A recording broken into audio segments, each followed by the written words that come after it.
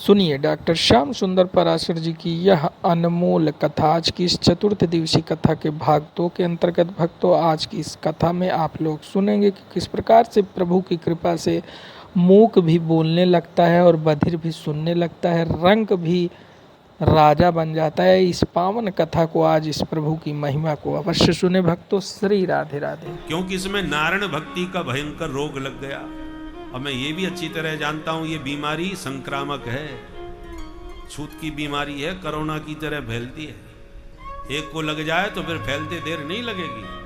अभी प्रहलाद को ही ये भक्ति का रोग लगा है, कहीं इसकी बीमारी और लोगों में फैल गई तो लाइलाज हो जाएगी, फिर उसका नियंत्रण करना कठिन हो जाएगा। और रोगी ठीक होने की हालत में ना हो तो रोगी को ही ठिकाने लगा देना चाहिए। छिंद्यात तदंगम यदुदात मनोहितम, प्रिय से प्रिय अंग को भी काटना पड़ता है यदि घातक रोग से ग्रसित हो जाए तो। इसलिए कितना भी प्यारा मेरा बेटा सही, पर इसमें भक्ति का भयंकर रोग लगा है तो इसको अब ठिकाने लगाना पड़ेगा। ले जाओ, मृत्यु मुख में डाल दो। अब तो महाराज असुर आए, उठा के प्रहलाद जी को मारने के लिए ले गए और हजारों प्रकार के मारने के प्रयास किए। दिग्गजई दंत सूकश्च, पहाड़ों से गिराया, पानी में डुबाया, होलिका ने जलाया, विस्मान कराया, तंत्र मंत्र करवाया, फिर भी कुछ नहीं बिगाड़ पाया तो मन में घबराया। तब संडामर्ग जी ने समझाया, महाराज हमारा अपना बच्चा है, थोड़ा सयाना होगा, समझदारी आ जाएगी, थोड़ा मौका हमें और दो, हम इसको ठीक कर देंगे। ठीक है गुरुजी, ले जाओ। गुरुजी फिर विद्यालय में वापस ले आए, पर इन पर तो रंग कोई और ही चढ़ा है, जिस ऐसा रंग चढ़ा है जिस पर दूसरा रंग कामयाब ही नहीं होता, चढ़े न दूजो रंग। अब गुरुजी चले गए किसी काम से बाजार, विद्यार्थी निकल पड़े खेलने। और जैसे विद्यार्थी निकले कि प्रहलाद जी ने सारे विद्यार्थी बुला लिए, आओ आओ मित्रों, एक नया खेल सिखाओ। और खेल ही खेल में जो उपदेश प्रहलाद जी ने दिया, कौमार आचरित प्राज्ञो धर्मान भागवतान दुर्लभम मानुषम जन्म तदप्य ध्रुवमर्थदम। मित्रों, ये जो मनुष्य शरीर है बड़ा दुर्लभ है, परंतु दुर्लभ होने के साथ से अध्रुवम, अनित्यम, पानी का बलबूला है, किस क्षण फूट जाए कोई भरोसा नहीं। इसलिए मित्रों, ये दुर्लभ शरीर मिला है, इससे भजन करके आवागमन का ये भव रोग मिटा दो। नहीं तो जिंदगी में ये शरीर यदि छूट गया तो 84 का चक्कर पूरा लगाना पड़ेगा। एक बोला, प्रहलाद हमने तो ऐसा सुना है जो बुढ़े हो जाते हैं वो बैठे बैठे माला सटकाने लगते हैं, हम बच्चों की उम्र तो खेलने कूदने की होती है। प्रहलाद जी बोले, अच्छा ये बताओ तुम अपनी उम्र कितना मानते हो? बोले 100 साल तो कम से कम होंगे। सतंजीवे मसरदा, अच्छा 100 साल यदि तुम जिंदा रहोगे तो पहले तो ये बताओ कोई गारंटी कार्ड है तुम्हारे पास? गारंटी ले सकते हो हम 100 साल तक जिंदा रहेंगे? कोई गारंटी नहीं। अध्रुवम, एक क्षण का पता नहीं।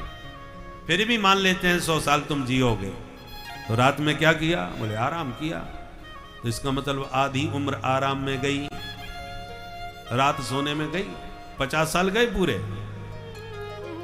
अब बच्चे 50, तो प्रारंभ के जो 20 साल हैं वो ना समझी में, मौज मस्ती में, खेल कूदने में ऐसे बच्चे लोग निकाल देते हैं, उनको कोई ज्ञान होता ही नहीं, सावधान होते ही नहीं। 20 साल यूं निकल गए मौज मस्ती में, बचपने में। अब बच्चे 30, तो 80 के बाद के जो 20 वर्ष हैं, वैसे तो 80 के बाद कोई बचते ही नहीं, और बच भी जाएं तो किसी काम के नहीं रहते। 80 साल के बाद तो शरीर को चलाना ही भारी पड़ जाता है, भजन कौन करेगा? हजारों प्रकार की बीमारियां शरीर के साथ, बुढ़ापे के जो जो बुढ़ापा बढ़ता जाता है, बीमारी घर बनाती जाती है। शरीरे जर्जरी भूते व्याधिग्रस्ते कलेवरे औषधि जाह्नवी तोयम वैद्यो नारायणो हरि। बुढ़ापे में तो फिर गंगा जल ही औषधि है और ठाकुर जी ही वैद्य हैं, डॉक्टर हैं, वो इलाज करेंगे जैसे करना चाहें। बाकी तो 80 वर्ष के बाद भजन बन ही नहीं सकता। भजन करने के लिए बैठना पड़े, बैठा ही नहीं जाएगा। माला भी हाथ से पकड़ी ते नहीं बनेगी, बार बार छूट जाएगी। कुछ भी नहीं कर सकते। जो करना है स्वस्थ शरीर से कर लो, बुढ़ापे में कुछ नहीं कर पाओगे। ये भ्रम होता है कि सबसे फ्री होकर के भजन करेंगे, न फ्री हो पाते हैं, और फ्री हो भी जाओ तो काम के नहीं रह जाते। इसलिए बुढ़ापे में भजन नहीं हो सकता। इसलिए भर्तहरि महाराज कहते हैं नीति शतक में, यावत स्वस्थमिदं कलेवर गृहम यावच्च दूरे जरा यावच्चेन्द्रिय शक्तिरप्रतिहता यावच्छयो नायुषः आत्मश्रेयसि तावदेव विदुषां कार्यः प्रयत्नो महान् प्रोद्दीप्ते भवने तु कूपखननं प्रत्युद्यम कीदृशः। घर बना रहे थे तो किसी ने कहा कि कुआं भी खुदवा लो, घर में पानी की व्यवस्था पर्याप्त होनी चाहिए। हाँ महाराज खुदवा लेंगे, टाल दिया, खुदवाया नहीं। एक दिन गलती से आग लग गई, जैसे धू धू करके मकान जलने लगा, सोई उसने गैंती फावड़ा उठा करके कुआं खोदना चालू कर दिया। महाराज जी ने बिल्कुल ठीक कहा था, कुआं खोद के रखना चाहिए। कुआं खोद लूं तो पानी से आग बुझा दो। भैया प्रोदीप्ते भवने तु कूप खननम, जब घर में ही आग लग गई तब कुआं खोदना तुम चालू कर रहे हो। परिश्रम के अलावा कुछ हाथ नहीं लगने वाला। पानी निकलेगा तब तक तो जैसी आराम हो जाएगा मकान ही। पहले खोद के रखे होते तो आज पानी काम आ जाता। उसी प्रकार इस शरीर रूपी मकान में जब तक बुढ़ापे की आग न लगी हो तब तक आत्म कल्याण का कुआं जितना खोदना है सो खोद लो। नहीं तो जिस दिन आग लग गई इस शरीर में बुढ़ापे की, उस दिन चाहते हुए भी तुम कुछ नहीं कर पाओगे। इसलिए मित्रों, आओ मिलकर के हरि नाम संकीर्तन करते हैं। राधा राधा कृष्ण राधा राधा राधा कृष्ण राधा राधा राधा कृष्ण राधा राधा कृष्ण राधा राधा राधा कृष्ण राधा राधा कृष्ण राधा राधा कृष्ण राधा राधा कृष्ण राधा राधा राधा कृष्ण राधा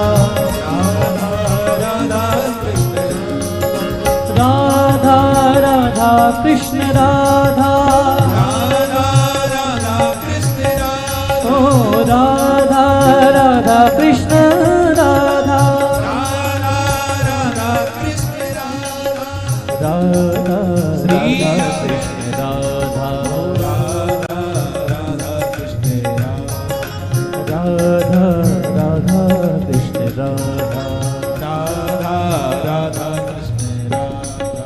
गोविंद गोविंद गोपाला मुरली मनोहर नंदलाला गोविंद गोविंद गोपाला मुरली मनोहर नंदलाला गोविंद गोविंद गोपाला मुरली मनोहर नंदलाला गोविंद गोविंद गोपाला मुरली मनोहर नंदलाला गोविंद गोविंद गोपाला मुरली मनोहर नंदलाला गोविंद गोविंद गोपाला मुरली मनोहर नंदलाला गोविंद गोविंद गोपाला मुरली मनोहर नंदलाला गोविंद गोविंद गोपाला मुरली मनोहर नंदलाला राधा राधा कृष्ण राधा राधा राधा कृष्ण राधा राधा राधा कृष्ण राधा राधा राधा कृष्ण राधा जय राधा राधा कृष्ण राधा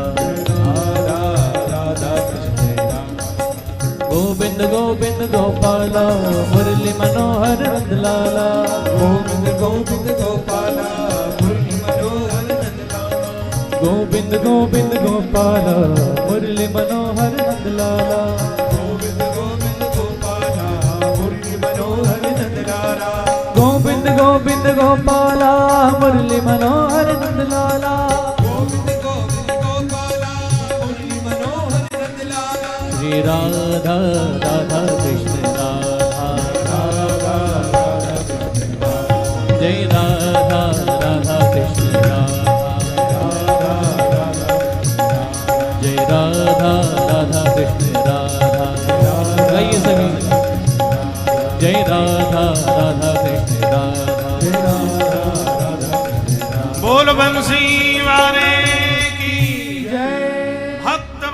भगवान की जय। जय जय श्री राधे।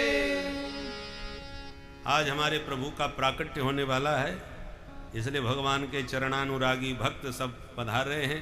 पूज्य स्वामी जी महाराज पधारे, हम उनके पाद पद्मों में प्रणाम करते हैं व्यासपीठ से। और जितने भी संत आचार्य वृंद पधारे हैं, सभी के चरणों में हमारा नमन। ठाकुर जी के प्राकट्य से पूर्व भगवान के भक्त भी आते हैं, तो अभी भक्तों की कथा चल रही है, फिर भगवान प्रकट होंगे। तो प्रहलाद जी ने ऐसा सुंदर उपदेश दिया कि विद्यार्थियों को जम गई बात। प्रहलाद तेरी बातें बड़ी अच्छी लगती हैं, पर ये बता तुझे सिखाता कौन है? प्रहलाद जी बोले, जब मैं माँ के पेट में था तो मेरे गुरुदेव श्री देवर्षि नारद जी ने मेरी माँ को सिखाया, तो माँ के पेट में मैंने भी सीख लिया। ये सारी बातें गुरुदेव नारद जी की बताई हुई हैं। विद्यार्थी बोले, इसका मतलब हमारे गुरुजी ठीक ही कह रहे थे, ये पढ़ा पढ़ाया पैदा हुआ है, तो मैया के पेट में ही पढ़ के आ गया। प्रहलाद तेरी बातें सुन करके लगता है हम भी कीर्तन करें, पर तेरे पिताजी से डर बहुत लगता है भाई। प्रहलाद जी बोले, चिंता मत करो, गड़बड़ होगी तो हम संभालेंगे, पर प्यार से प्रभु का कीर्तन करना। बोले ठीक है, जो होगा देखा जाएगा, गड़बड़ हो तो तू संभाल ही लेना भैया, चल तेरे साथ कीर्तन करें। फिर तो सब विद्यार्थी झूमने लगे, नाचने लगे। जैसे ही संकीर्तन प्रारंभ हुआ, आवाज सुन के गुरुजी भागे भागे आए, ये कैसी आवाज आ रही है? जो नाचते झूमते गाते विद्यार्थी दिखाई पड़े, गुरुजी की तो धड़कन तेज हो गई, कहीं महाराज ने सुन लिया तो इनसे पहले हमको निपटा देंगे। गुरुजी भागे वहां से दरबार में सीधे, सरकार गजब हो गया। क्या हुआ? बोले आपके बेटे की बीमारी फैल गई। आप स्वयं चल के देख लो विद्यालय की उसने क्या हालत कर दी। कोपावेश चलत गात्र पुत्रम हंतुम मनोदधे। इतना क्रोध में आ गया हिरण्यकश्यपु कि आज मैं अपने बेटे को मार ही डालूंगा। और जैसे तिल मिलाता हुआ आया, जो झूमते नाचते कीर्तन गाते विद्यार्थियों को देखा, अब तो एकदम पगला गया, भयंकर अट्टहास किया। जो उसकी गर्जना सुनाई पड़ी, कीर्तन सन्नाटे में बदल गया। जो जहां जैसे खड़ा था विद्यार्थी वैसे खड़े रह गए, चित्र लिखे से। थर थर कांपे, प्रहलाद को इशारा करे, वो आ गए, अब तू संभाल भाई। प्रहलाद जी इशारा करे, मत घबराओ। हिरण्यकश्यपु ने प्रहलाद को ही गालियां दी, है दुर्विनीत मंदात्मन कुल भेद कराधमा। कुल कलंकी, बोल किसके बल पर तूने मेरी शक्ति को चुनौती दी है? शासनम किम बलोत्यगा, किसके बल पर तूने मेरे शासन को चुनौती देने का दुस्साहस किया? क्रुद्धस्य यस्य कंपन्ते त्रयो लोका सहीश्वरा। मेरे कोप करने पर त्रैलोक्य कांपता है, किसी की सामर्थ्य नहीं मेरे सन्मुख आकर के खड़े होने की, और तू कल का बच्चा मुझे चुनौती देता है, किसके बल पर? प्रहलाद जी ने निर्भीक होकर जवाब दिया, न केवलम में भवतश्च राजन, केवलम में भवतश्च राजन, सबई बलम बलिनां चापरेशा, सबई बलम बलिनां चापरेशा,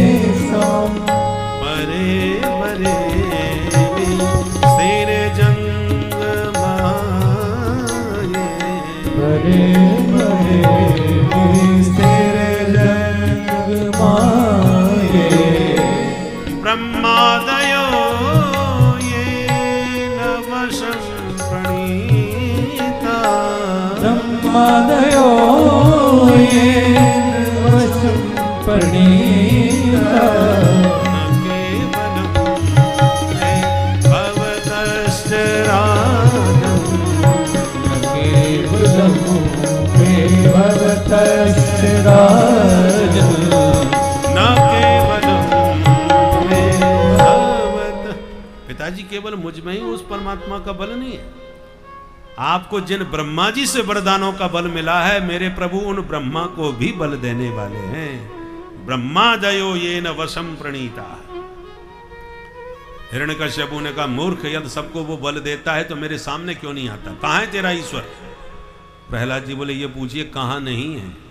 उनका नाम है श्री हरि विष्णु। विष्णु का अर्थ होता है व्यापक। वेवेष्टि व्यापनोति सकलम जगत, जो जगत के कण कण में व्याप्त हो उसका नाम विष्णु। हिरण्यकश्यप ने कहा, क्वाशो यदि स सर्वत्र कस्मात् स्तंभे न दृश्यते, यदि वो सर्वत्र है तो मुझे इस खम्भे में क्यों नहीं दिख रहा?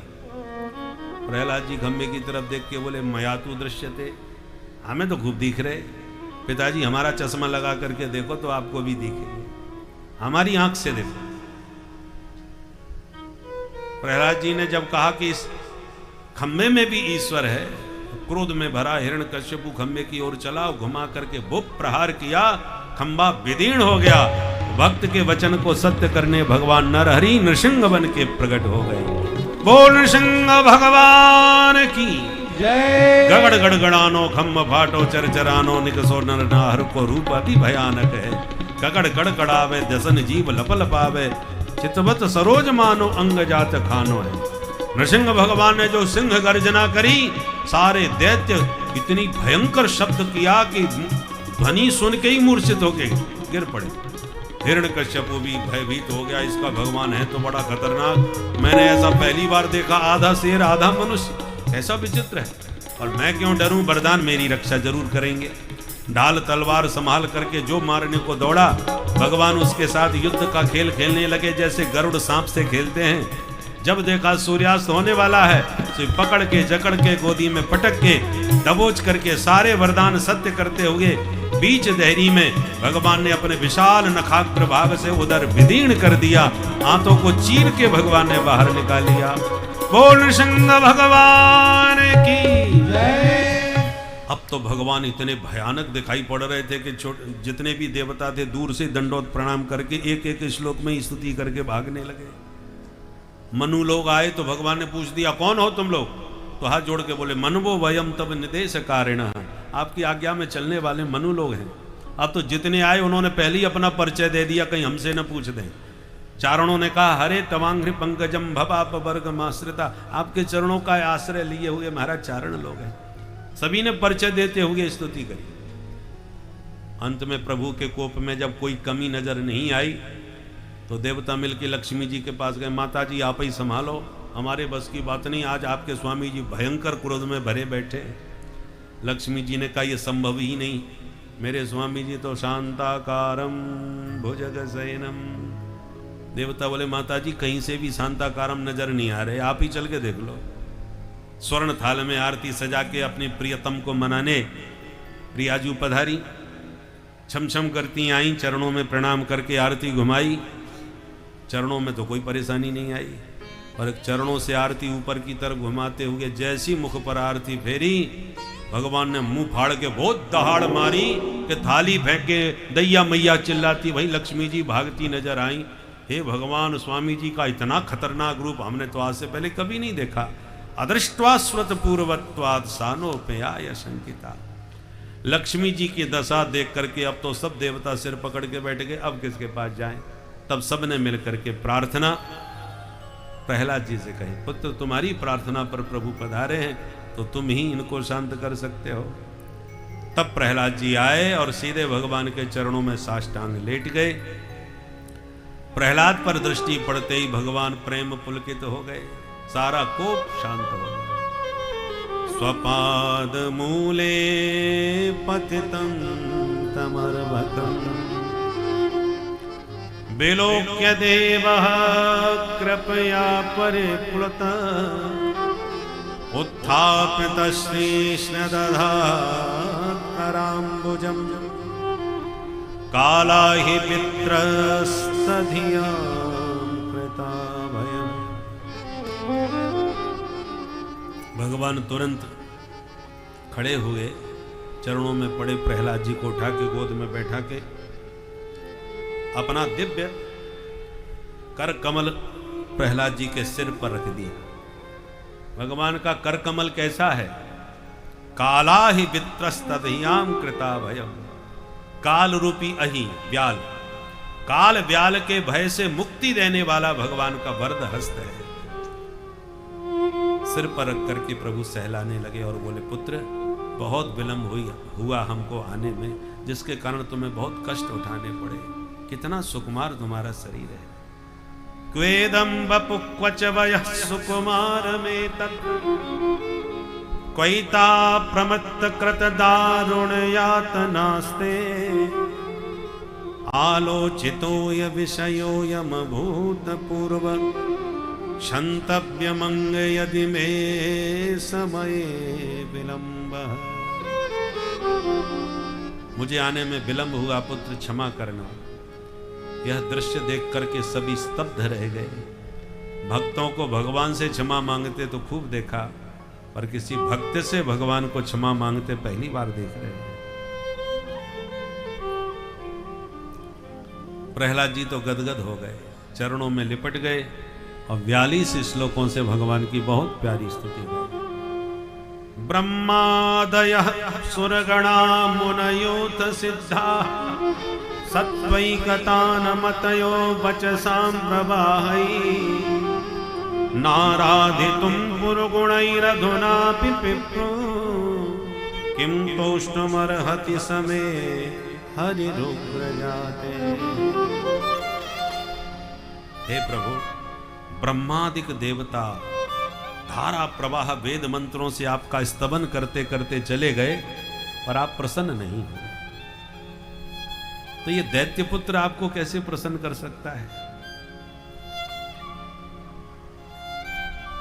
परंतु मैंने ऐसा सुना है, भक्त्या तुतोष भगवान गज यूथ पाए। एक गजराज ने आपको सुमन समर्पित कर दिया और आप उस पर भी रीझ करके आ गए। तो मुझे विश्वास हो जाता है, जब एक पशु जाति के प्राणी को प्रेम से आप अपना सकते हो, तो मैं दैत्य पुत्र ही सही, मुझे भी आप अपना ही लोगे।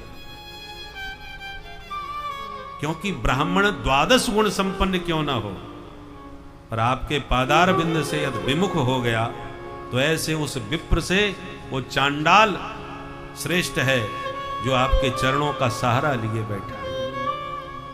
विप्राद्विषट गुण युता दरविंद नाभ पादारविंद विमुखात् स्वपचम वरिष्ठम। बहुत दिव्य स्तुति है। भगवान बोले, पुत्र तुम्हें डर तो नहीं लगा रहा हमारा भयानक रूप देखकर? प्रहलाद जी बोले, बिल्कुल नहीं। क्यों? नाहं बिभेम्य जततेति भयानकास्य जिह्वार्क नेत्र भ्रुकुटी रवसोग्रदष्टा। आपके लपलपाती जिह्वा, कटकटाते भयंकर दांत, सूर्य के समान अग्नि बरसाते नेत्र जो आपके हैं, अर्क नेत्रात् अहम न बिभेमि। मुझे तो कोई डर नहीं लग रहा। क्यों नहीं लग रहा? देखो कितने कितने लोग डर के भाग गए, हमारी धर्मपत्नी भी भाग गई। प्रहलाद जी बोले, सरकार, शेर जब दहाड़ता है तो किसको डर नहीं लगता? सिंह गर्जना सुनते ही पूरे वन में हलचल मच जाती है, और शेर का बच्चा थोड़ी डर के भागता है। वो तो उसके सामने खूब उछल कूद करता है, क्योंकि वो अच्छी तरह जानता है कि मेरे पिता कितने भी खतरनाक सही, पर मेरे लिए खतरनाक नहीं। इसलिए मैं भी समझ रहा हूं ये विचित्र रूप मेरे लिए आप बना के आए हो, मुझे क्यों डर लगेगा? प्रसन्न हो गए भगवान। मांगो पुत्र, क्या चाहते हो? प्रहलाद जी बोले, ये सौदागिरी किसी व्यापारी से करो सरकार, मेरे आपके बीच में ये लेना देना कहां से आ गया? जो आपसे कुछ मांगता है भक्ति के बदले में, मैं समझता हूं न सभृत्य सबई बणिक, वो आपका भक्त नहीं है, बणिक है, व्यापारी है, जो भक्ति का सौदा आपसे करे। भगवान बोले, बेटा वो सही है, परंतु मुझे तुम्हें कुछ देकर के बड़ी प्रसन्नता होगी, तुम मेरी खुशी के लिए मांग लो। प्रहलाद जी बोले, मांगने से आप खुश होंगे तो ठीक है, मांग लेता हूं। क्या मांगते हो? यदि राशीस में कामान वरास्त्वं वरद सभा कामानां हृदय संदोहं भवतस्तु वृणीवरम्। मेरे मन में कभी कोई कामना उत्पन्न ही ना हो, कभी कुछ मांगने की इच्छा ही ना हो, यही वरदान दे दो। भगवान बोले, ये कोई मांगना हुआ? तुम मांगने से क्यों डरते हो, घबरा क्यों रहे हो? प्रहलाद जी बोले, सरकार, कामनाओं के कारण ही जगत जाल में ये जीव फंसा हुआ है। जिस दिन इसकी कामनाओं का अंत हो जाएगा उस दिन तो बिल्कुल आपके ही सदृश हो जाएगा। विमुंचति यदा कामान मानवो मनसस्थितान तर्ह्येव पुंडरीकाक्ष भगवत्वाय कल्पते। भगवान बोले पुत्र तुम मांग नहीं सकते और हम दिए बिना रह नहीं सकते। चलो बैठो पिता के सिंहासन पर, हम तुम्हारा अभिषेक करेंगे। और जबरदस्ती सिंहासन सौंप दिया प्रहलाद को। प्रहलाद जी बोले जब पद दिया है तो एक इच्छा भी हमारी पूरी कर दो। क्या? बोले बुरे भले जैसे भी हों मेरे पिताजी थे, इसी पद पर बैठ के निरंतर आपको गाली देते थे। बस उनकी दुर्गति न हो, अधोगति न हो, ऐसा वरदान दो कि मेरे पिता सदगति को प्राप्त हो। भगवान ने प्रहलाद को हृदय से लगा लिया। पुत्र, तुमने पुत्र नाम सार्थक कर दिया। पुत्र किसको कहते हैं? पुण्णाम नरकात् त्रायते। जो अपने पूर्वजों को नरकों से बचावे वही पुत्र कहलाने का अधिकारी होता है। पर बेटा तुम जैसा वैष्णव जिस घर में जन्म लेता है उस परिवार की 21 पीढ़ियां तर जाती हैं। माता पिता की बात छोड़ो, जाओ अपने पिता का संस्कार करो। कुरुत्वम प्रेत कार्याणि। प्रहलाद जी चल पड़े और ब्रह्मा जी प्रकट होके बोले प्रभु आपने बड़ी कृपा करी, जो इस दुष्ट दैत्य को मार दिया, इसने मेरे से वरदान लिया, मेरे को ही परेशान किया। भगवान ने डांटते हुए कहा मैवम बरो सुराणाम थे प्रदेय पद्म संभव। ब्रह्मा जी को डांट दिया। यहां पर पद्म संभव संबोधन किया है ब्रह्मा जी को। इसमें व्यंजना है क्या कि तुम्हारा जन्म पद्म से हुआ है, कमल से हुआ है, तो बाप का असर कुछ ना कुछ तो संस्कार बच्चे में आता ही है। तो तुम कमल से पैदा हुए हो तो कमल जड़ ही है, चाहे जितना सुंदर हो, है तो जड़। तो तुम्हारे बाप की जड़ता तुम्हारी बुद्धि में तो नहीं आ गई है क्या? तुमने बिना सोचे समझे इतने बड़े आतंकवादी को इतने सारे वरदान दे करके और खतरनाक बना दिया। अहीनाम अमृतम यथा, सर्पों को अमृत पिलाने का काम किया है तुमने। डांटा है भगवान ने। यहां पर सारा विश्व आतंकवाद से त्रस्त हो रहा है। हमास जैसे आतंकवादियों को अब परमाणु बम और मिल जाए तो बोलिए विश्व का क्या परिणाम होगा। और जो देश इनको बढ़ावा देते हैं, ये भस्मासुर बन के पहले उसी देश को स्वाहा करते हैं, उसी का सत्यानाश करते हैं। माचिस से दूसरे के घर को जलाओ, तिल्ली घर जलाएगी, घर जले या न जले पर तिल्ली पहले जलेगी। जो दूसरे का घर जलाना चाहती है वो जलाने वाली तिल्ली पहले स्वयं जलती है, तब दूसरे को जला पाती है। इसलिए जो देश आतंकवादियों को आश्रय देते हैं, उनको बढ़ावा देते हैं, उनको शक्तिशाली बनाते हैं, एक दिन वही आतंकवादी उन पर हावी हो जाते हैं। परिणाम पड़ोसी देश का देख लो। इसलिए शक्ति ही परेशान पर पीड़ना है। इन दुष्टों को शक्ति दोगे ये हमेशा दूसरों को सताएंगे और तुम्हें भी नहीं छोड़ेंगे। इसलिए भगवान ने ब्रह्मा जी को डांट लगाई। यहां पर सुखदेव जी कहते हैं परीक्षित अब तुम ही बताओ, कौन कहेगा कि भगवान दैत्यों के दुश्मन हैं? तुमने जो आरोप लगाया कि दैत्यान कथम अवधि, दैत्यों को ही क्यों मारते हैं, तो दैत्य तो प्रहलाद जी भी थे, दैत्य वंश में ही पैदा हुए थे। परंतु 12 महाभागवतों में इनकी गणना है। भगवान ने जैसी कृपा प्रहलाद पर करी ऐसी किसी पर नहीं करी। भक्ति शिरोमणि भय प्रहलादु, भक्तों में शिरोमणि प्रहलाद जी हो गए। बोलो भक्त वत्सल भगवान की। उसके बाद 5 अध्यायों में वर्णाश्रम धर्म व्यवस्था को विस्तार पूर्वक समझाया। ब्राह्मण, क्षत्रिय, वैश्य, शूद्र और ब्रह्मचर्य, गृहस्थ, वानप्रस्थ और सन्यास, ये 4 आश्रम हैं, 4 वर्ण हैं। चारों का क्या नियम, संयम और कर्तव्य है वो विस्तार से समझा दिया। अब अष्टम स्कंद में मनमंत्रों की कथाएं, विविध मनमंत्रों में विविध अवतार भगवान ने लिए हैं। एक मनमंत्र में भगवान ने ग्राह से ग्रसित गजराज का उद्धार किया था हरि अवतार लेकर, कथा प्रसिद्ध है। हाहा हु गंधर्व थे, तो ये जो मगर था वो हुहु नाम का गंधर्व था, और ये जो हाथी था वो इंद्रद्युम्न नाम का राजा था। दोनों ही शापित होकर के आए थे, तो भगवान ने दोनों का ही उद्धार कर दिया, गजराज का भी और मगर का भी। इसको गजेंद्र मोक्ष कहते हैं। अष्टम स्कंद के तृतीय अध्याय में गजेंद्र मोक्ष है। आपको भयानक स्वप्न आते हों, डरावने स्वप्न आते हों या अनिष्ट कारक स्वप्न आए तो गजेंद्र मोक्ष का पाठ कर दो। सुखदेव जी ने कहा है इसकी फलश्रुति में दुस्वप्न द्युपशांत है, दुस्वप्न को शांत कर देता है, उसका अनिष्ट दूर कर देता है। संकट मोचक यह स्तोत्र है, गजेंद्र मोक्ष का पाठ करना चाहिए। जैसे गोविंद ने गजराज का मगर से उद्धार किया, ऐसे हमारा भी सब संकट भगवान दूर कर देंगे। हरि स्मृति ही सर्व विपद विमोक्षणम। एक मनमंत्र में भगवान ने सागर मंथन करा के देवताओं को दिव्य अमृत पान कराया, और इस सागर मंथन में प्रभु के 3 अवतार हुए। देवता असुर दोनों ने गठबंधन किया कि हम दोनों सगे भाई होकर के भी एक दूसरे की हत्या करते रहते हैं। एक काम करते हैं, हम सब मिलकर के सागर मंथन करेंगे, उससे अमृत निकलेगा, उस अमृत को सब भैया मिलकर के पी लेंगे, सब अमर हो जाएंगे। रोज लाठी बंदूक चलने तो मरने वाला कोई नहीं। दैत्यों को भी बात समझ में आ गई। तो अमृत पीने के चक्कर में देवता असुर दोनों ने मिलकर के सामूहिक महागठबंधन बना लिया। महाराज बोलो राधे राधे। अमृत पीने को मिले तो कोई भी गठबंधन विरोधी शक्तियों से भी कर ही लेते हैं लोग। तो महागठबंधन बन गया दोनों के बीच। चल पड़े सागर मंथन करने, उठा लिया मंदराचल पर्वत, गणेश जी की पूजा ही नहीं करी, श्री गणेश में ही गड़बड़ हो गया है?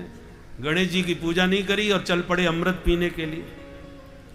अभी गठबंधन पूरी तरह ठीक से सम्मिलित हो भी नहीं पाए थे कि मतभेद पैदा हो गए। कैसे मतभेद पैदा हो गए?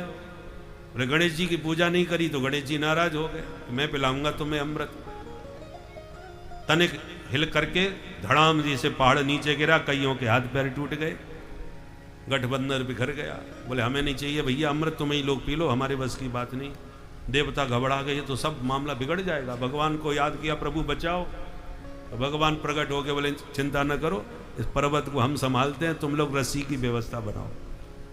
गिरिम चारोप्य गरुड़े हस्ते ने केन लीलया। एक हाथ से ही भगवान पर्वत उठा करके गरुड़ पर बैठ करके समुद्र के किनारे पहुंचा दिए। सारे देवता असुर मिल करके वासुकीनाग को राजी करके ले आए, वो रस्सी का काम करने आ गए। ते नागराज मामंत्र फल भागे न वासुकीनाग लिपट गए।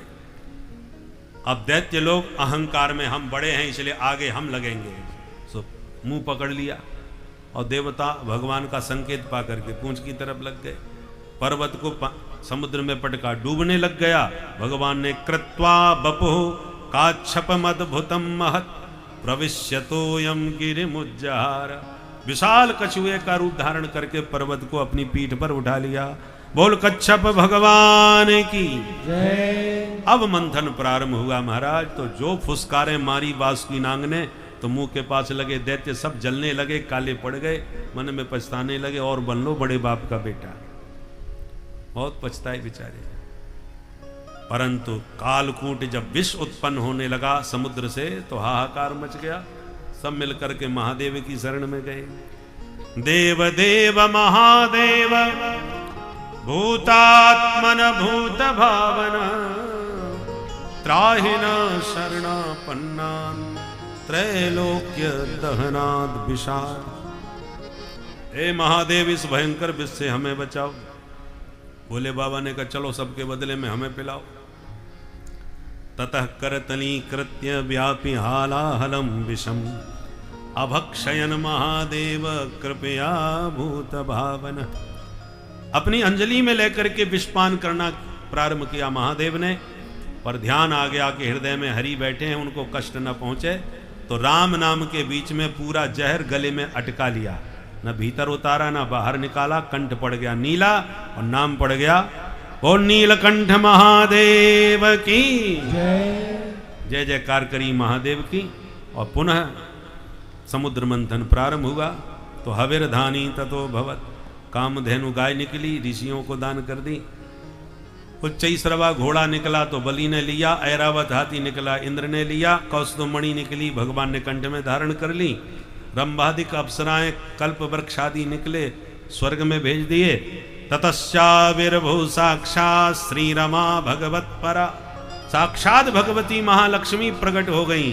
वो लक्ष्मी मैया की जय। भगवान को लगा सारे संसार के झगड़े लक्ष्मी के चक्कर में ही हो रहे, यहाँ भी झगड़ा हो सकता है, इसलिए कहा देवी जी आप वरमाला लो, जिसको पसंद करो उसको पहना दो। एक लाइन में देवता, एक लाइन में दैत्य, तो एक लाइन में महात्मा भी चिमटा गाड़ के बैठ गए। लक्ष्मी सबको प्रिय लगती है भाई, तो वरमाला लेके लक्ष्मी जी गई, एक एक करके सब में कमी निकालती गई। भोले बाबा भी जमे बैठे थे लाइन में, तो इनको भी फेल कर दिया। महादेव तो हैं, देवाधिदेव हैं, बलशाली हैं, प्रभावशाली हैं, परंतु वेशभूषा ठीक नहीं है। यत्रो भयम कुत्र च सौप्य मंगल, अमंगल है, भेष है, इसलिए इनको भी फेल किया। और जो एकांत में शांत बैठे, शांताकारम भगवान का दर्शन किया, लक्ष्मी जी प्रसन्न हो गई। मंगलम भगवान विष्णु मंगलम गरुड़ध्वज, ये है मंगल विग्रह। और वरमाला नारायण के कंठ में डाल दी। वो लक्ष्मी नारायण भगवान की जय। मां की सब मुंह लटका के फिर चले समुद्र मंथन के लिए। तो अब की बार वारुणी देवी प्रकट हुई, असुरों ने ग्रहण करी। अब की बार मंथन करते ही साक्षात भगवान धन्वंतरी अमृत कलश लेकर के प्रकट हो गए। जो अमृत कलश देखा, दैत्यों ने अमृत कलश को अपने पकड़ में ले लिया, अपने वश में ले लिया, अपने कब्जे में ले लिया। किंतु दैत्य ये नहीं जानते थे कि राम विमुख संपत्ति प्रभुताई, जाई रही पाई बिनु पाई। यदि प्रभु की ही कृपा नहीं है तो आप इतनी अमूल्य चीज़ पाकर भी उसका उपभोग नहीं कर पाएंगे। वह आपसे ऐसे चली जाएगी कि जैसे आपने पाया ही ना हो। और अंततो गत्वा हुआ भी यही। अंततो गत्वा जो अमृत था वो कौन प्राप्त किया? वो देवता ही प्राप्त किए। और किसकी लीला से? नारायण की लीला से। तो इसीलिए प्रभु जिसके सहायक हो जाए, इस संसार में उसके सभी कष्ट दूर हो जाते हैं। हारता हुआ भी वह विजयी हो जाता है और संसार में फिर कहीं उसका कोई अहित भी नहीं कर पाता भक्त। तो इसीलिए उनकी शरण में रहे। श्री राधे राधे। तो दोनों के बीच बैठ गया। जैसे ही प्रभु ने इसको अमृत पिलाया, सूर्यचंद्र ने इशारा कर दिया महाराज नकली है। पट से भगवान ने सुदर्शन चक्र से इसकी खोपड़ी अलग कर दी। जैसे ही इसका सिर कटा, तब तक तो झट से पी गया, इसलिए मरा नहीं, दो हिस्सों में बदल गया, जो राहु और केतु के नाम से जाना गया। परंतु सूर्यचंद्र ने ही मेरा रहस्योद्घाटन किया, इसलिए सूर्य चंद्रमा पर बड़ा कुपित हुआ। देखो कल ही आया था आक्रमण करने के लिए, रात में, आज ही रात में तो आया था चंद्रमा को ग्रसने के लिए कि तुमने हमारी पोल पट्टी खोली। परंतु भगवान सूर्य चंद्र की रक्षा करते हैं। सूर्य चंद्र को जो ग्रसते हैं, सूर्य ग्रहण, चंद्र ग्रहण जिसको कहते हैं, पौराणिक मान्यता अनुसार ये राहु केतु का आक्रमण है। बोल मोहिनी भगवान की जय। मोहिनी भगवान अंतर्धान। अब दैत्यों को होश आया, ए भैया वो देवी जी किधर है? दूसरा बोला देवी जी को छोड़, अमृत किधर है? ना तो अमृत का पता ना देवी जी का। सामने देखा तो देवता डकार लेकर पेट पर हाथ घुमा रहे हैं। आनंद आ गया भाई। अब दैत्यों का माथा गर्म हुआ, भाई अपने साथ बहुत बड़ा धोखा हुआ है, पता लगाओ वो धोखेबाज थी कौन। एक बोला मैं समझ गया, वो थी नहीं, था। पक्का बहरूपिया विष्णु है, जो कुछ भी बन के आ जाता है। वही छोरी बन के छमछम करके हम सबको चूना लगा के चला गया। अब तो क्रोध में भरे दैत्यों ने आक्रमण कर दिया, मारो इन देवताओं को, सब धोखेबाज हैं। तत्र देवासुरो नाम रणः परम दारुण। बड़ा भयंकर दारुण युद्ध छिड़ गया। सारे दैत्य मारे गए, देवता सब विजयी हुए। परंतु शुक्राचार्य जी ने मरे हुए दैत्यों को जिंदा कर लिया अमृत संजीवनी विद्या से। स्वर्ग के अधिकारी देवता बन गए। और दैत्यों के राजा बलि ने कहा गुरुजी बदला लेना है, क्या करें बताओ। गुरुजी ने कहा एक काम करो, जितने ब्राह्मण देवता हैं इनकी जम के पूजा करो, खूब सेवा करो, यदि ये खुश हो गए तो तुम्हें कुर्सी मिल गई। अच्छा, तो ब्राह्मणों को खुश करने में कितनी देर लगती है महाराज? खीर मालपुआ रबड़ी तस्मई चकाचक घुटवाए दो और मोटा सा बढ़िया लिफाफा पकड़ाए दो। फिर देखो हमारा शरीर वर्चस्व आयुष्म आरोग्य माँ विधा गर्जना के साथ आशीर्वाद बरसता है। ब्राह्मण सब गदगद हो गए दैत्यों की सेवा पूजा से। आशीर्वाद में एक अमोघ अलौकिक तपस्या के बल का रथ तैयार करके दिया और आशीर्वाद दिया कि इस रथ में तुम जिंदगी में कभी नहीं हारोगे, हम ब्राह्मणों का आशीर्वाद है। अच्छा, उस रथ में बैठ करके बलि ने सीधा हमला स्वर्ग पर। देवगुरु बृहस्पति समझ गए, देवताओं से बोले लड़ना मत, नहीं मारे जाओगे। इस समय बलि के साथ ब्राह्मणों का तप जुड़ा हुआ है, भला इसी में है कि भाग जाओ। मैदान छोड़ करके भाग गए सारे देवता और सिंहासन बलि ने अपने अधिकार में ले लिया। शुक्राचार्य जी बोले कुर्सी तो मिल गई, अब बहुमत भी सिद्ध करना पड़ेगा। वो कैसे होगा? बोले ये शतक्रतु का पद है, 100 यज्ञ करने वाला ही यहां बैठता है। ठीक है गुरुजी, तो आप कराइए यज्ञ। शुक्राचार्य जी के आचार्यत्व में यज्ञ प्रारंभ हो गए। उधर देवताओं की माता बिचारी अदिति दुखी, मेरे बच्चे रो रहे हैं, मैं कहां जाऊं। कश्यप जी ने कहा तुम पयोव्रत करो फाल्गुन शुक्ल में। मां अदिति ने पयोव्रत किया 12 दिन में। भगवान प्रसन्न होकर दर्शन दिए और बोले मां मैं स्वयं तुम्हारा बेटा बन के आ रहा हूं। मां के गर्भ में प्रभु आए और भादों के शुक्ल पक्ष की द्वादशी में भगवान बटुक बामन बन के प्रकट हो गए। बोल बामन भगवान की जय। तम बटुम बामनम दृष्ट्वा मोदमाना महर्षय कर्माणि कारयामासु पुरस्कृत्य प्रजापति। बामन भगवान का बटुक रूप देख करके महात्मा सब मुग्ध हो गए। बड़े ही धूमधाम से उनका उपनयन अर्थात जनेऊ संस्कार प्रारंभ किया। ब्राह्मणों का सर्वश्रेष्ठ संस्कार यज्ञोपवीत होता है। ब्राह्मण का दूसरा जन्म उपनयन के बाद ही होता है, तब वह द्विज कहलाता है। तो जनेऊ संस्कार होने लगा। ब्रह्मा जी ने अपना कमंडलू दे दिया, सरस्वती माँ ने रुद्राक्ष माला भेंट करी, कुबेर ने भिक्षा का पात्र दिया, माता अन्नपूर्णा ने भिक्षा प्रदान करी। आकाश छत्र लेकर के आ गए, पृथ्वी पादुका लेकर के आ गई। बृहस्पति जी ने यज्ञोपवीत धारण कराया। जो भिक्षा मिली गुरुजी को दी। गुरुजी ने कहा सुनो बटुक जी, इतने से काम नहीं चलेगा, जाइए राजा बलि से तीनों लोगों की संपत्ति हमारे लिए मांग के लाइए। जो आ गया। वामन भगवान चटपट करते खड़ाऊ चटकाते पहुंच गए बलि की यज्ञशाला में। बड़ा भारी यज्ञ चल रहा था। ब्राह्मण लोग मंत्रोच्चारण करके यज्ञ करवा रहे थे। वामन भगवान चले आ रहे थे। बलि तो उनका दिव्य तेज देख करके ही उठ के खड़ा हो गया और सभी ब्राह्मणों के साथ आगे बढ़ करके स्वागत किया। स्वागतम ते नमस्तुभ्यं ब्रह्मण किं करवामते ब्रह्मर्षीणां तपः साक्षात् मन्ये त्वार्य वपुर्धरम्। ऐसा प्रतीत होता है जैसे ब्रह्मर्षियों का तेज ही मूर्तिमंत मेरे सामने आ खड़ा हो। क्या सेवा करूं, मेरे तो पितर तृप्त हो गए, मेरा तो यज्ञ सफल हो गया। यद भवान आगतो गृहान, जो आप चल के मेरे घर आए। और उधर यज्ञशाला के ब्राह्मण मंत्रोच्चारण कर रहे हैं। इदम विष्णुर्विचक्रमे त्रेधानि दधि पदम समूढ़मस्य पाग्मुसुरे स्वाहा। शुक्राचार्य जी के कान खड़े हो गए। इदम विष्णु। और बलि गदगद होकर स्वागत में लग रहे हैं, बड़े प्रभावित हो रहे हैं। शुक्राचार्य जी को लगा कुछ गड़बड़ है, चेला हाथ से जा रहा है।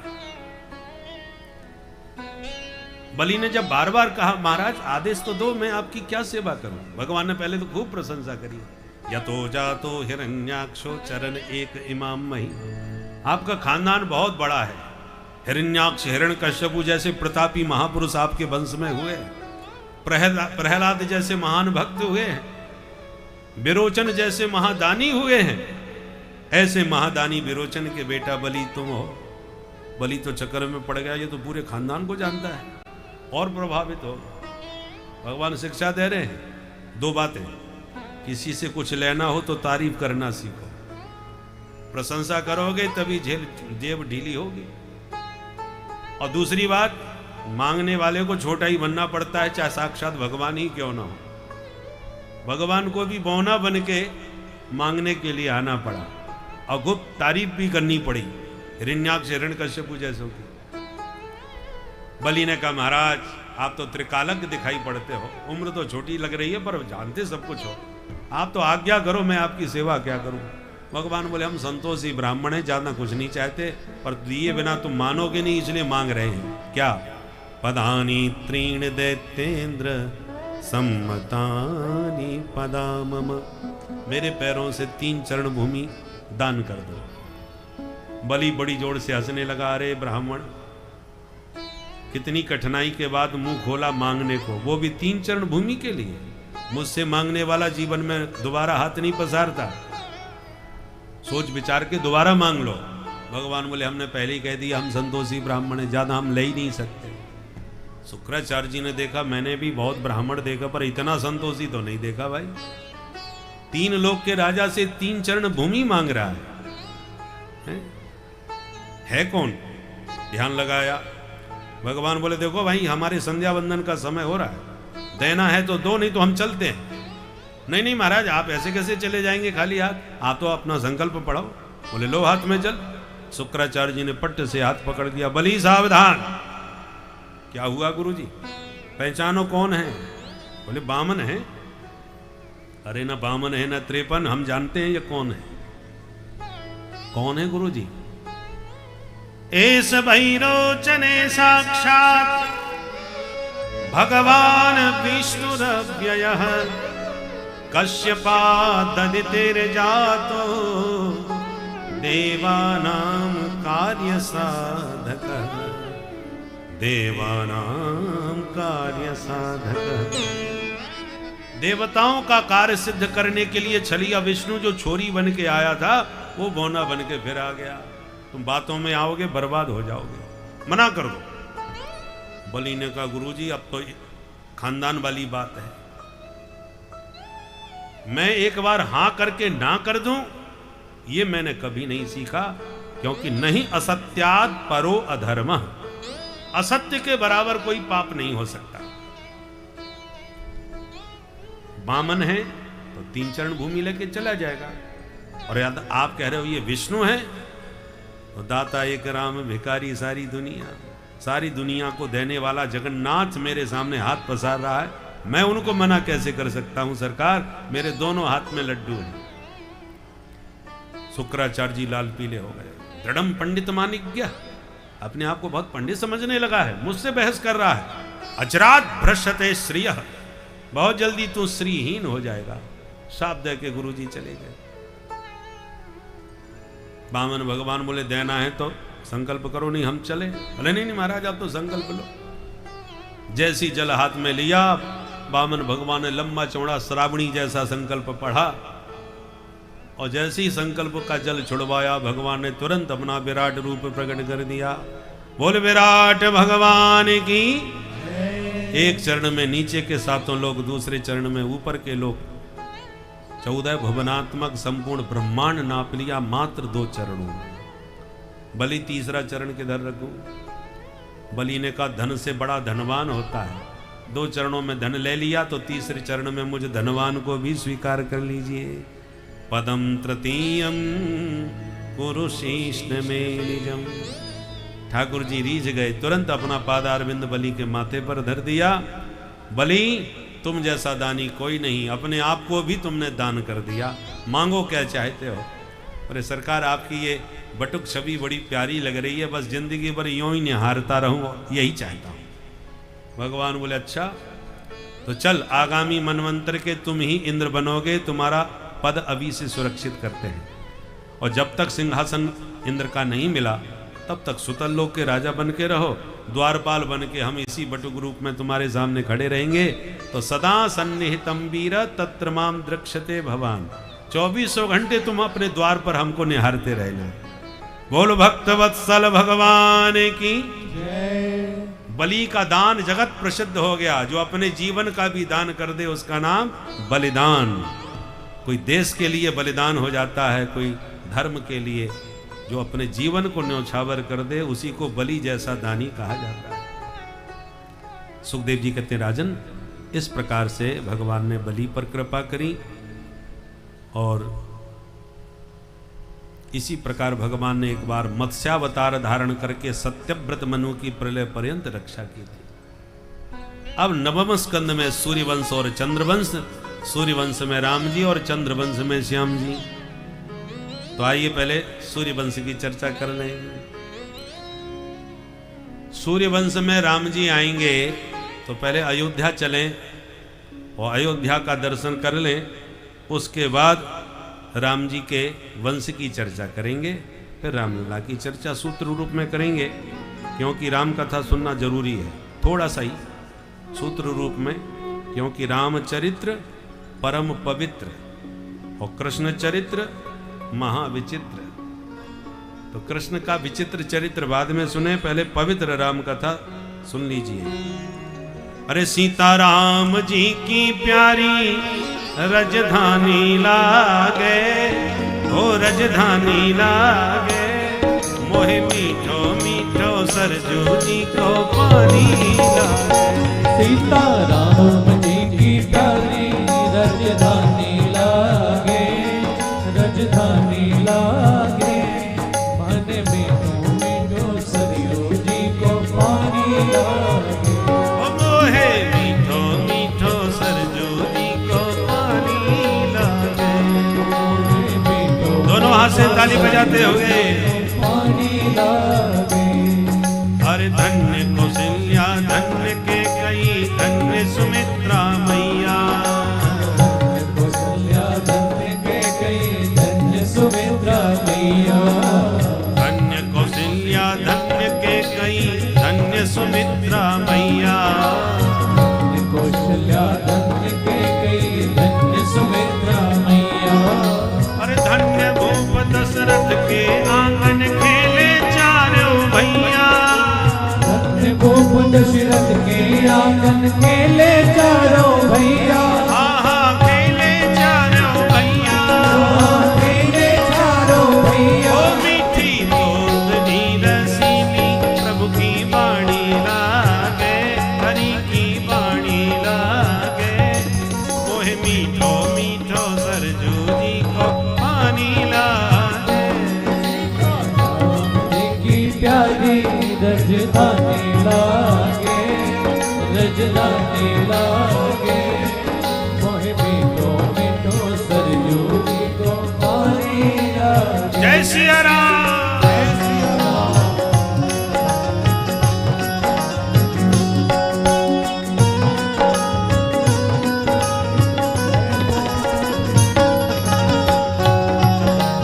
जय हो।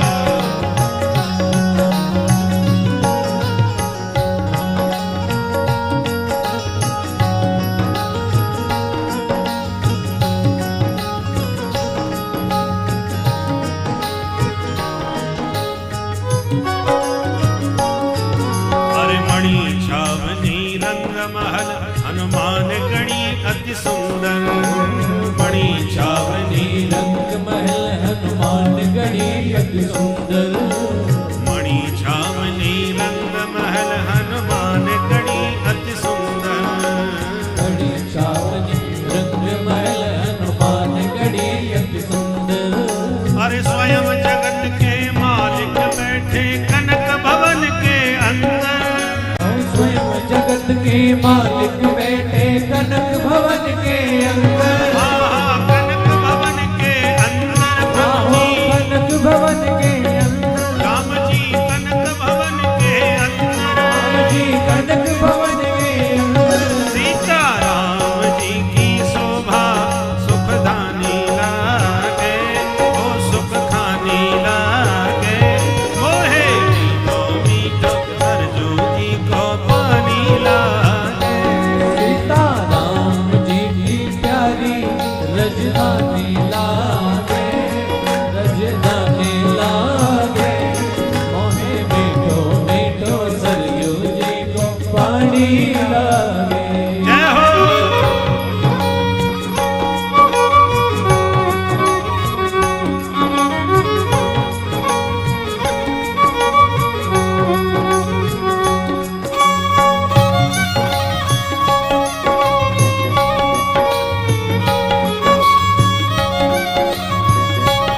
राम जन्मभूमि की, अयोध्या धाम की, सरजू मैया की।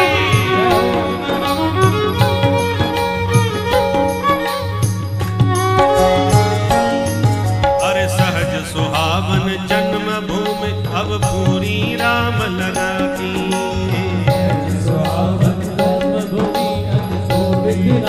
आदि कोनी नहीं कि आदि उनको मिल जाए उनको मिल जाए, किसी को नहीं। अरे सहज सुहावन जन्मभूमि अब पूरी राम लला की। सहज सुहावन जन्मभूमि अब पूरी राम लला की। अरे जनकी जानकी महल की सुंदर शोभा, लक्ष्मण जू के किला की। जानकी महल की सुंदर शोभा, लक्ष्मण जू के किला की। हाँ हाँ लक्ष्मण जू के किला की। लक्ष्मण जू के किला की। यहाँ से योगी जी की प्रीत पुरानी लागे, प्रीत पुरानी लागे। मोहे मीठो मीठो सरजू जी को पानी लागे। सीता राम जी की प्यारी रजदानी लागे, रजदानी लागे। मोहे मीठो मीठो सरजू पानी लागे। जय सिया राम।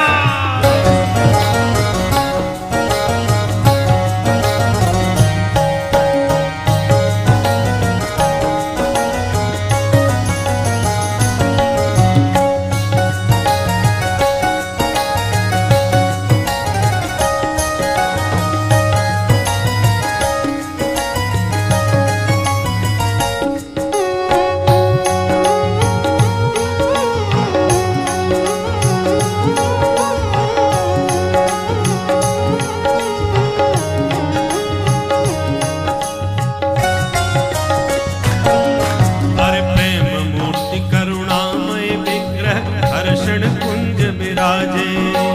प्रेम मूर्ति करुणामय विग्रह हर्षण कुंज विराजे। प्रेम मूर्ति करुणामय विग्रह हर्षण कुंज विराजे। करुणामय विग्रह हर्षण कुंज विराजे। हर जिन्हें देख सब भक्त मुदित मन मकर ध्वज विराजे। जिन्हें देख मकर ध्वज विराजे। आहा मकर ध्वज विराजे। मकर ध्वज विराजे। जिनकी परिक्रमा के राम घाट पे झांकी लागे, निराली झांकी लागे। मोहे मीठो मीठो सरजू जी को पानी लागे। राम जी की प्यारी रजदानी लागे। जय सिया राम।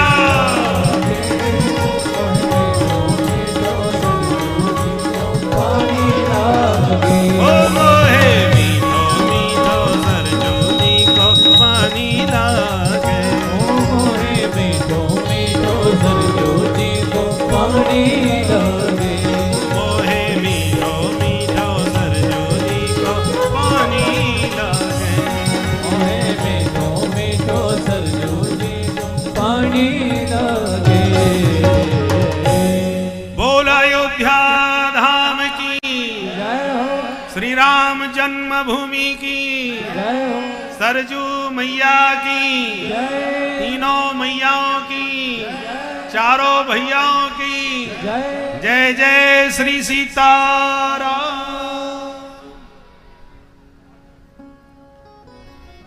सुखदेव जी कहते हैं सूर्य वंश का मैं विस्तार से वर्णन करूंगा तो 100 साल में भी पूरा नहीं कर पाऊंगा। न शक्यते विस्तर तुम वक्तुम वर्ष सतैरपि। इसलिए बहुत संक्षेप में सुनिए। श्रीमन नारायण के नाभि कमल से ब्रह्मा, ब्रह्मा के बेटा मरीचि, मरीचि के कश्यप, कश्यप जी के विवस्वान, विवस्वान के श्राद्ध देव मनु, जिनकी श्रद्धा नाम की पत्नी से एक बिटिया भई, परंतु राजा ने कहा मुझे बिटिया नहीं बेटा चाहिए, तो फिर गुरुजी ने बिटिया को ही बेटा बना दिया। तो बिटिया थी तो नाम था इला देवी, जब बेटा बन गया तो नाम रख दिया सुद्युम्न। बाद में मनु महाराज के फिर 10 बेटा हो गए, इक्ष्वाकु, नरक, सरयाति, प्रसद, नवग, कवि आदि। इन सूर्यवंश के 10 पुत्रों से ही सूर्यवंश का विस्तार हुआ। अब ये जो सरियाती जी थे, इनकी बेटी सुकन्या ने गलती से चवन मुनि की आंखें फोड़ दी, तो चवन मुनि से ही उसका विवाह कर दिया। बाद में चवन मुनि च्यवनप्राश खाए करके बुढ़े से जवान हो गए, बढ़िया स्वस्थ हो गए। इन्हीं सरियाती जी के वंश में महाराज रेवत हुए, जिनकी पौत्री रेवती जी का विवाह कन्हैया के भैया दाऊ दादा से संपन्न हुआ। मनु महाराज के दूसरे बेटा नभग, नभग के नाभाग, नाभाग के अम्बरीश। महाराज अम्बरीश इतने परम भक्त थे कि भगवान ने अपना सुदर्शन चक्र ही इनकी सुरक्षा में समर्पित कर दिया। एकादशी का व्रत किया और द्वादशी में पारण करने वाले थे कि दुर्वासा जी आ गए। महाराज प्रसाद पालो। बाबा बोले हम संध्या बंदन करेंगे फिर प्रसाद पाएंगे। चले गए संध्या करने के लिए। तिथि का क्षय था, इसलिए महाराज अम्बरीश ने चरणामृत प्रभु का पान करके व्रत खोल लिया। दुर्वासा जी को पता चला तो लाल पीले हो गए। योमाम अतिथि मायातम आतिथ्येन निमंत्र च अदत्वा भुक्तवांस्तस्य सद्यस्य दर्शये फलम।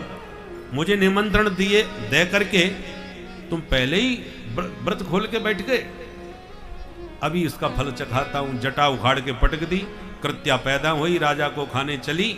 भगवान के अमोघ सुदर्शन ने प्रकट होकर कृत्या को भस्म किया और दुर्वासा जी के पीछे सुदर्शन पड़ गया। अब दुर्वासा जी भागते फिरे, ब्रह्मा जी के पास गए। ब्रह्मा जी ने कहा जल्दी भागो, नहीं तो तुम्हारे चक्कर में हम भी लपेटे में आ जाएंगे। शंकर जी के पास गए तो शंकर जी भी बोले तमेव शरणम याही, जिसका सुदर्शन है उसी के दर्शन करो। तब भगवान नारायण की शरण में आए तो भगवान ने भी हाथ खड़े कर दिए, स्पष्ट कह दिया हम भी पराधीन हैं। किसके? अहम भक्त पराधीनो यः स्वतंत्र इव द्विज साधुभिर्ग्रस्त हृदयो भक्त जनप्रियः साधवो हृदयं मह्यं साधूनां हृदयं त्वहं मदन्यत्ते न जानन्ति नाहं तेभ्यो मनागपि। भगवान ने भक्तों की बड़ी महिमा गाई। इन भक्तों ने अपना सर्वस्व मुझे समर्पण करके मुझे अपने वश में कर लिया। जैसे कन्या पति को सर्वस्व समर्पण करके उनको अपने वश में कर लेती है, और ससुराल में पहली बार आती है तो डरती डरती आती है, और जब सबको अपने वश में कर लेती है तो पतिदेव डरते डरते घर में घुसते हैं। वशीकुर्वन्ति मां भक्त्या सत्श्रियः सत्पतिम यथा। जैसे सदाचारिणी स्त्री ने सर्वस्व अपना समर्पण करके पति को वश में कर लिया, भगवान कहते हैं ऐसी उसी प्रकार से मुझ जगतपति परमात्मा को इन भक्तों ने अपना आत्म समर्पण करके बस में कर रखा है। मैं इनके विरुद्ध न कुछ कर सकता हूं न देख सकता हूं। तुम अपना कल्याण चाहो तो उसी भक्ति की शरण में जाओ। 1 साल भागते भागते दुर्वासा जी को जब कहीं कोई सहारा नहीं मिला तो अम्बरीश के चरणों में लौट के गिरना पड़ा। अम्बरीश ने उठा के हृदय से लगा के कहा सरकार अपराधी हूं आपका। दुर्वासा जी बोले और बातें फुर्सत में कर लेंगे, पहले सुदर्शन को शांत कर, 1 साल से मेरे को दौड़ा रहा है। जब सुदर्शन चक्र को भगवान के प्रेम की सौगंध दिलाई अम्बरीश जी ने, यदि नो भगवान प्रीतः एकः सर्वगुणाश्रयः सर्वभूतात्म भावेन दुजो भवतु विज्वरः। भगवान के प्रेम की शपथ सुनकर के सुदर्शन शांत हुए। दुर्वासा जी कान पकड़ के बोले अहो अनंत दासानाम महत्वम दृष्ट मध्य में। प्रभु आपके दासों का महत्व आज हम अच्छी तरह जान गए। ऐसे अम्बरीश महाराज थे। इन्हीं के वंश में युवनाश हुए, जो गलती से मंत्र पढ़ा पानी पी गए तो इन्हीं के पेट से मानधाता हुए। मानधाता की 50 बेटियां सौभरी मुनि को ब्याह गई, और अंत में इसी वंश में आगे चल करके महाराज हरिश्चंद्र हुए। हरिश्चंद्र के रोहित, रोहित के बाहुक, बाहुक के सगर, सगर की एक रानी का एक बेटा, दूसरी रानी के 60,000 बच्चे। कपिल भगवान का अपमान कर दिया बच्चों ने, तो कपिल भगवान की दृष्टि से भस्म हो गए। तब सगर के बेटा, दूसरी रानी का बेटा असमंजस, असमंजस के अंशुमान, अंशुमान के दिलीप, दिलीप के भगीरथ, इन सभी ने तप किया, तब भागीरथी गंगा भगीरथ के माध्यम से आई, शिव जी की जटाओं के माध्यम से भारत में प्रविष्ट हुई और संपूर्ण भारत को पावन करती हुई अंत में जहां सागर पुत्रों की राख पड़ी थी, जिसको गंगा सागर कहते हैं, जहां गंगा जी ने उस सागर पुत्रों की राख का स्पर्श किया, यज्जल स्पर्श मात्रेण ब्रह्मदंड हता अपि सगरात्मजा दिवम जगमु केवलम देह भस्म भी। केवल देह की भस्म का स्पर्श करके मां गंगा ने सबका उद्धार कर दिया। बोल गंगा मैया की। तो जब मरने के बाद राख का स्पर्श भी गंगा जी का जीव का उद्धार कर देता है, तो जब सदेह स्नान करके किसी का कल्याण हो जाए तो क्या आश्चर्य की बात है। अद्भुत महिमा गंगा जी की है।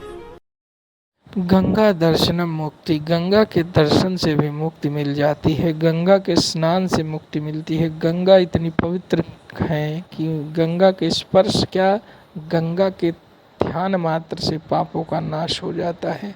माँ गंगा, पतित पावनी माँ गंगा इस पृथ्वी पर अवतीर्ण ही पापों के पाप को हरने के लिए हुई हैं, क्योंकि प्रभु के चरण कमलों से होती हुई, यह महादेव की जटाओं से होती हुई साक्षात धरती पे अवतीर्ण हुई हैं। तो हरि और हर दोनों के संपर्क से यह जल जो है अमृतमयी हो गया है। इन प्रभु के साक्षात अवतीर्ण होने से इस जल में हर तरह के पापों का नाश करने की क्षमता है, इसीलिए इसे जल नहीं महान गंगा जल कहा जाता है, जो कि सबसे पवित्र और हमारे नित्य पूजा कर्मठों में इसका उपभोग किया जाता है। और प्रभु महादेव को भी इन्हीं का जलाभिषेक सबसे अधिक प्रिय होता है। तो इस ज्ञान रूपी अमृत कथा को सुनकर अपने अज्ञान रूपी अंधकार का नाश करते रहे भक्तों। श्री राधे राधे। ये एक श्लोक की राम कथा सुखदेव जी के शब्दों में, क्योंकि चरितम रघुनाथस्य शतकोटि प्रविस्तरम, विस्तार करते तो कृष्ण कथा नहीं सुना पाते, इसलिए संक्षिप्त सुनाया। राम जी का सबसे बड़ा त्याग, सुरेप्सित राज्य लक्ष्मी त्यक्त्वा। अयोध्या का साम्राज्य साधारण नहीं था। देवता भी जिस सिंहासन के दिव्य स्वरूप को देख करके अभिलाषा करते थे, कभी हमें भी ये मौका मिले इस पर बैठने का, उस सिंहासन को त्याग दिया। त्यक्त्वा सुदुस्त्यज सुरेप्सित राज्य लक्ष्मी। इसलिए सुखदेव जी ने केवल त्यक्त्वा नहीं कहा। सिंहासन कैसा है? सुदुस्त्यज का है। सु और दुस दो उपसर्ग लगे। त्यागना सरल नहीं होता। दुस्त्यज माने जिसका त्यागना बहुत कठिन है, पर केवल दुस्त्यज से भी संतोष नहीं होगा। सुदुस्त्यज, दुस्त्यज का ही मतलब है कठिन है जिसका त्याग। इतने से बात बन जाती है। दुस्त्यज माने यही अर्थ होता है, पर सुखदेव जी ने इसमें भी सु और जोड़ रखा है। सुदुस्त्यज। अयोध्या के वैभव को त्यागना तो बहुत ही कठिन है। देवता जिसको चाहते हो उसे कौन नहीं चाहेगा भाई। पर राम जी मुस्कुराते हुए त्याग कर चले गए। राजा बनने की जब सूचना मिली तो हर्ष नहीं हुआ, और बनवासी जब बनाए गए तो कोई क्षोभ भी नहीं हुआ। मुस्कुराते हुए निकल गए। कहना बहुत सरल है महाराज। कोई सरपंच 2 वोट से हार जाए तो 2 महीने तक सोएगा नहीं। 2 वोट से चला गया भाई, नहीं तो सरपंच जैसी कुर्सी नहीं छोड़ पाएंगे कोई। उसी में महाराज बहुत कुछ लाभ होता है, परंतु भगवान का तो अयोध्या का साम्राज्य, चक्रवर्ती सम्राट का, देवताओं की अभिलाषा जिसमें है, उसको मुस्कुरा के त्यागना बहुत बड़ी बात है। कि त्याग का ही देश है। त्याग से ही त्यागियों की इस देश ने पूजा की है, भ्रष्टाचारियों का देश नहीं है। एक सज्जन आए थे रात में हमसे मिलने, जिन्होंने कोई पार्टी बनाई है। वो कह रहे थे हमने एक नया शब्द जोड़ा है महाराज, कोई व्याकरणाचार्य, कोई वेदाचार्य, हमने बनाया है भ्रष्टाचार्य। भ्रष्टाचार नहीं, भ्रष्टाचार्य। आचार्य जो है सबको सिखाते हैं, पढ़ाते हैं ना, ऐसे ही भ्रष्टाचार्य, आचार्य भ्रष्टों के आचार्य, जो केवल अपने गुर्गे भेज करके भ्रष्टाचार कराते, और कोई लिपट जाए, कोई लफड़े में फंस जाए तो बचा करके पूरा उसे निकाल के ले जाते हैं, वे हैं भ्रष्टों के आचार्य, वो भ्रष्टाचार्य। हमने बहुत बढ़िया अर्थ लगा, भ्रष्टों के आचार्य। तो महाराज आजकल बहुत से भ्रष्टाचार हैं, वो तो भगवान की कृपा नहीं तो लोगों ने स्वीकार ही कर लिया था कि भ्रष्टाचारियों का ये देश है, भ्रष्टाचार तो कभी मिट ही नहीं सकता। अब थोड़ा सा लोगों ने सोचना का नजरिया बदला है कि नहीं नहीं, संभव हो सकता है, असंभव कुछ नहीं है। आज भी ऐसे ऐसे हैं जो सर्वोच्च पद पर बैठ करके भी परिवार को भी, महाराज परिवार का मोह भी त्याग करके बैठे हैं। तब आज लोग, पूरा देश उनका नाम ले करके श्रद्धा से, नहीं तो नेता शब्द एक तरह से गाली देने जैसा हो गया था। अब समझ रहे नहीं, सज्जन नेता भी होते हैं भाई। इतने बड़े पद पर बैठने के बाद में एक राज्य का मुखिया बन करके भी जिसकी बहन बेचारी चाय बेचे या पान पराग बेचे, समझिए उसकी हालत क्या होगी। और केवल राज्य में ही नहीं, संपूर्ण देश का नेतृत्व भी ऐसे लोगों के हाथ में है जिनके परिवार के लोगों को कोई पहचानता कि नहीं है, पहचानने वाला भी नहीं। कौन भाई कौन बहन कोई नहीं जानता। सोशल मीडिया वाले जबरदस्ती कैमरा लेकर के पहुंच जाए वो बात अलग है। उन्होंने कभी किसी परिवार को महत्व तो नहीं दिया, नहीं तो आजकल तो परिवारवाद ही चल रहा था। निश्चित हो जाते कि ये शहजादे निश्चित है, इनके बाद यही बनेंगे, ये परंपरा चल पड़ी थी। कहने को लोकतंत्र था, नहीं तो राजतंत्र दिखने लगा था। परंतु जैसे राम जी ने मुस्कुराते हुए अयोध्या को त्यागा, बिना किसी विद्रोह के, बिना किसी खिन्नता के, तब राम जी का ये देश राम राज्य, आज तक हम लोग राम राज्य की कल्पना कर रहे हैं। भाइयों में बंटवारे के झगड़े बहुत देखे सुने,